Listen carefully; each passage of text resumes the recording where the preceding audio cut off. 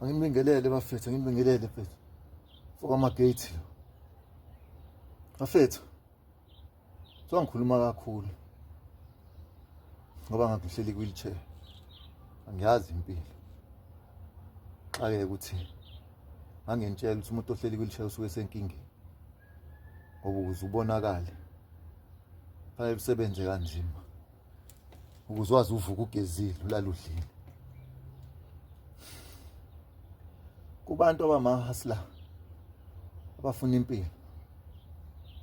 Ake sikhulumeni. Yabona ayikho into eyibukelwa phansi njenge security. Ayikho into ebukelwa phansi njenge security. Mina ke ngakutshela ke uplagi ongabantswempu. Uthi azi kuba isecurity kungakwenza ube somabhizinisi ntswempu. Khona amajita aqala ama security namhlanje aphethe amakhampani ama security.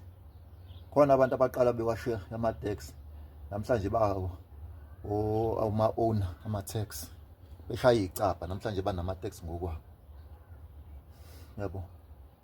Ile ngadlula kuyona ngayibuka ngayifunda. Shawa ke into ezangishaya ngahlala wheelchair. Yabona mfethu umuntu ongayenza leyo nto. Umuntu ongaba isecurity. Nomuntu ongenza into ayenzayo. Ungakwenza lokho. Inkinga ayipheli. Ayisoze zaphela. Ngobani? Shilo ungathini. Inkinga zohlala izikhona. Phela wena mfethu hlezi kuthiwa funda impilo ni budget. Budget impilo yakho sebenzisa imali. Wenza ibudget ukuze ube nempilo. Yabona umuntu ongaba security. Hlanganisa imali, uyibeke imali. Wangakwazi ukwenza ilenazi uhamba uyithenga. Asikuphasisi lokho. Kodwa isimo sasiphoqa. Hamba uyithenga ilenazi. Hamba ufundele ukudrive. Uhamba ushayela ama truck for 5 years nje kanje. Ushayela ama horse and trailer. Mhlawumbe ulanda u25k. Ulanda u20. Njalo ngenyanga. Hlanganise leyo mali lokuyibeka. Yabo. Uye kuma auction. Ma repossessed cars. Thenga ama van. Thenga ivan encane. MP200. Khosa light, khosa Chevy.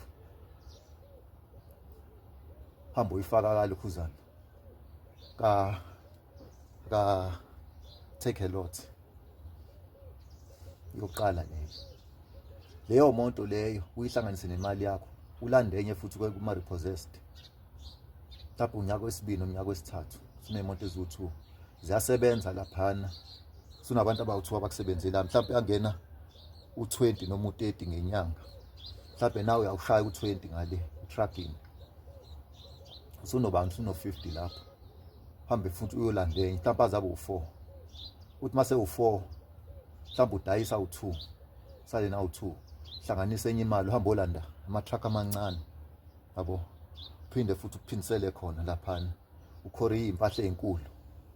And then after 5 years, 6 years, uquit trucking. Susoma business njalo. Suqala impilo yakho. Suphusha impilo yakho ke lapho ngo as usoma business uhambe ufunda ama class amabili amathathu. Labo 3 months, 6 months. Fundela how to run a business, how to balance imali. Yabo. Susoma business lapho. Su run business lakho. Mhlawumbe khona imali yakhe ephumile lapha yana. Yabo. Suplanile vese. Abantu wakhile u4 room. Noma ade uthengele umxhaso. Yabo.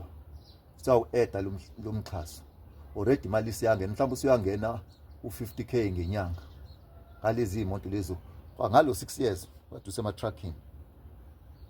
Yabo. Umfana lapho semncane mhlawumbe ima ufika kuma 30. Susoma business. Suyaqala ke manje lana ama-deal amakhulu. Bese nithi security ngeke likwenzele lutho. Start from nothing to something. Yabo. Ambukele phansi omunye umuntu. Lesinqeke ungasibuyeli phansi wasinayo ingqondo. Like and subscribe and commenting. Sharp of it.